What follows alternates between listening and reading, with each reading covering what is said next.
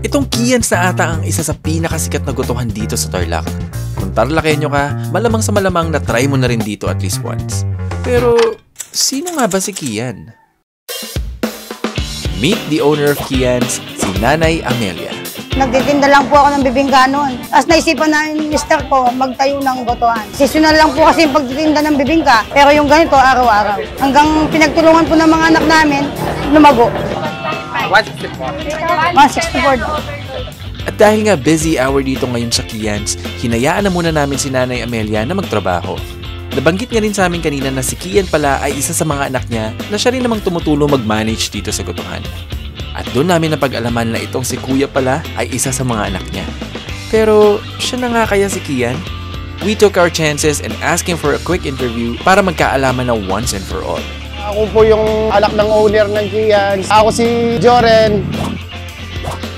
Nag-start itong pagtitinda namin ng Goto Mami year 2010. Nakasabayan pa namin yung mga talagang legendary na nagtitinda ng Goto. Natatandaan ko pa, 16 yata kaming vendors na Goto Mami nun. Hanggang pinagpatuloy lang namin. Nung medyo pausbong na kami, alam mo naman sa larangan ng business, hindi mo maiwasan na may magalit. Lalo na nasa daan tayo naghanap buhay, wala pa tayong permanent na pesto nun. Sa ganitong negosyo sa Goto Mami, hindi ko sasabihin na napakadali. 12 years, 13 years na akong nasa ganito.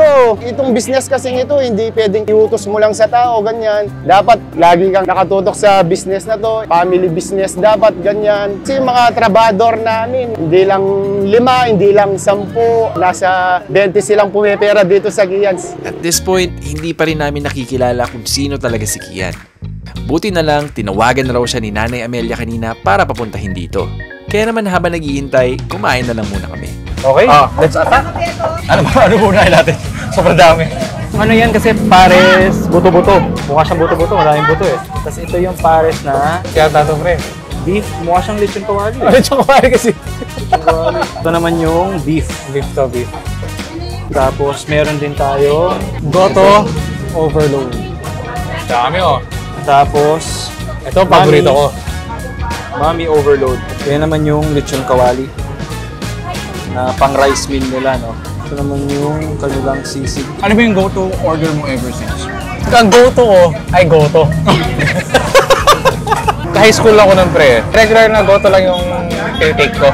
Ang mga lapit dito, pre, umabot ako at least 5 to 10. 5 to 10 refills? Refills. Kapag daming sinunod sa akin. Gusto niyo ba? Gusto niyo? Share tayo. Hindi naman kayo Martin, oh. Ayan. Ito kanin, hindi ko pa nagagalaw. Ano tayo dito? Salo-salo tayo dito. Ikaw, nakakailang refill ka dito? Oo, tatlo. Paborito ko talaga to, Mami. Sabi dati, Goto yung go-to ko. Ngayon, mga Mami. Upgrade. Anli din ba yung family lang? Anli. Basta, Anli Sabaw. Anli Sabaw. Alam mo, for me lang maging honest tayo, no? This is not the best Goto in the world. May mga Goto dyan sigurado mas masarap. Tingin ko what really sets them apart sa competition nila is yung consistency. Kasi, nung first time na natikman ko siya, until ngayon na natitikman ko siya, consistent yung lasa eh. Feeling ko yun yung parang key ingredient nila eh. Madalas din kami pumupunta dito eh. Kasi Goto na Gotohan din talaga na. Recently na-try ko nga nitong sisig nila.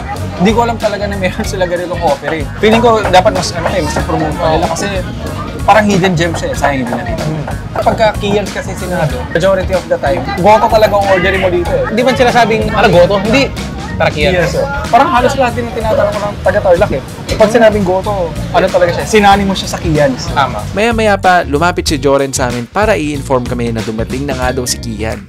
Kaya naman dali-dali na kami nag-wrap up ni Rex para ma-meet na siya finally. At ito na nga ang grand reveal. Tumabi ka dyan. Meet Kian. Ano nasasabi nila sa'yo na, ikaw pala si Kian? Nagugulat po. Kala po nila si Kuya Kian. Kasi po lagi po siya andito. Do you see yourself na yung nag-manage the future since pangalan mo yung nakalagay dito? I doubt lang po. Kumausap din kami ng ilang customers dito para malaman kung ano ba ang masasabi nila sa Kians. Regular customer ba kayo rito? Nakakailang refill ka naman? Minsan po, 3. 3. Ikaw? 2 lang po. 2. Ikaw kuya? Dalawa. Ikaw? Dalawa. Ito yung pinakamatakaw eh. Regular customer ba kayo? Opo. Yes, Gano'n po. ka regular?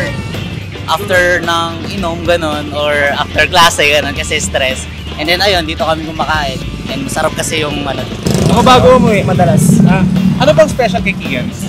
Ano, siguro yung ano niya, pares niya po malinamnam. Yung pati yung goto po masarap po Oh, talaga. tsaka hindi nakakasawa kasi yung ano, yung lasa talaga. Matik. Yung sabaw na hindi nakakasawa.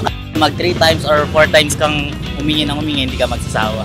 Lagi po ba yung magkasama pagka? Hindi. Ay, hindi na ba? Minsan friends, minsan relatives. Paano naging special ang Kian's? Mura kasi, pangmasa siya. Pwedeng balikan, balik-balikan lalo na sa student. Ganun. Yung lasa niya kasi parang kakaiba na hindi makikita sa mga kapitbahay ko siguro gano'n. Ano ba yung paborito niyong in-order dito? Ito ba? Ito pa kasi na-try. Pero usually yung goto special. Kaya natin. Yung ano, yung may isaw, anything na may isaw siya. Parang yung goto nilisaw. Oo. Masarap kasi. Regular po ba kayo dito? Oo, regular kami dito.